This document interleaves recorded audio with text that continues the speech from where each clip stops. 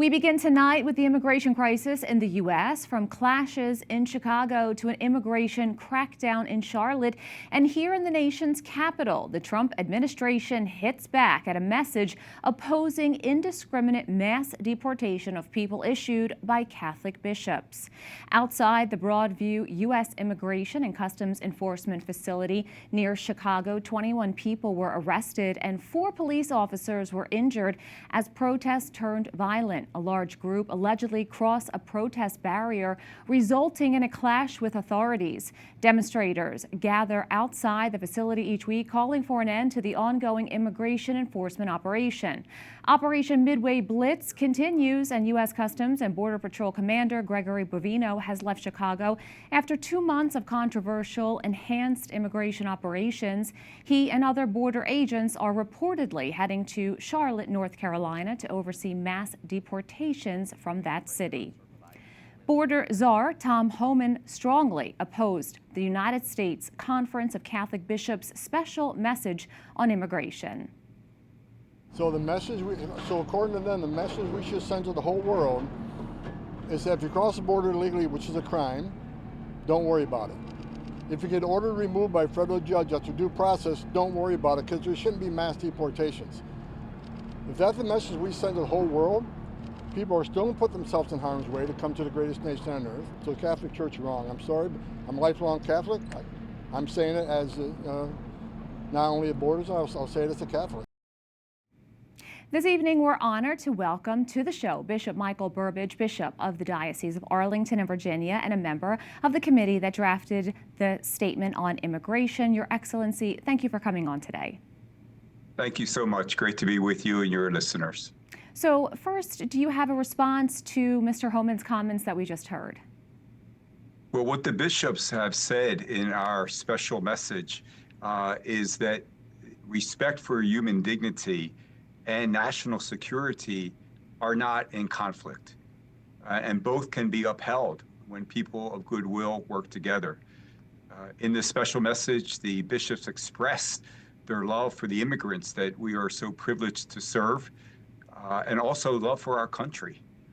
And for that reason, we have called for the end of harsh rhetoric and violence, whether it's against an immigrant or law enforcement.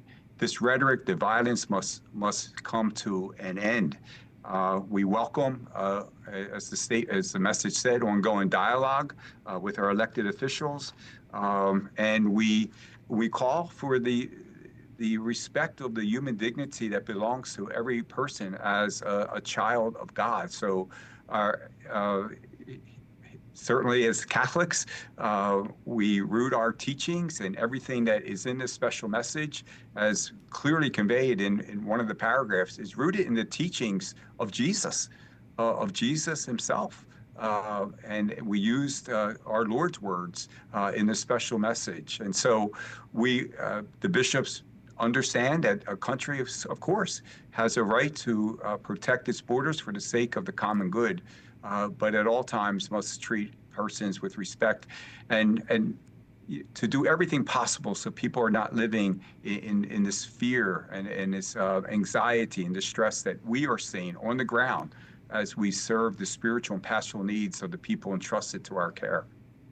The USCCB issued a special message on immigration. It's the first one in 12 years. The last was in 2013 in response to the federal government's contraceptive mandate. So what exactly is a special message, and why was this topic chosen?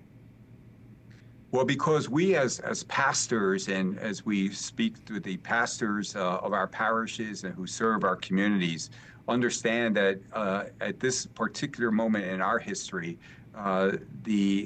the execution of laws and dealing with immigration are causing a lot of fear, a lot of anxiety. And we're talking to the immigrants who have not sought, who are here, contributing to the good of the church, the good of our communities, and the service.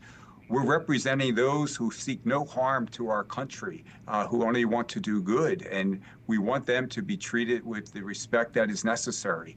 Again, we also say this does not have to be in conflict with a country protecting itself. So to be on American soil, what they are calling illegally, do you think that Congress needs to change something so then that issue would be cleared up? Yes, and we asked for that. We called for, as we've been doing for years, we called for a new and meaningful immigration law that will provide safe pathways. And how we do that obviously requires, there's not an easy solution, but there has to be a solution. And we express gratitude to our elected officials for the dialogue that we have had in the past, and hopefully that we will continue to have. We love our country. We love the immigrants who have contributed to our country, and we would like our country to be freed from this violence, from rhetoric, from fear. There has to be a way that we can live together in harmony, and we want to work together. Bishop Michael Burbidge, thank you so much. Thank you.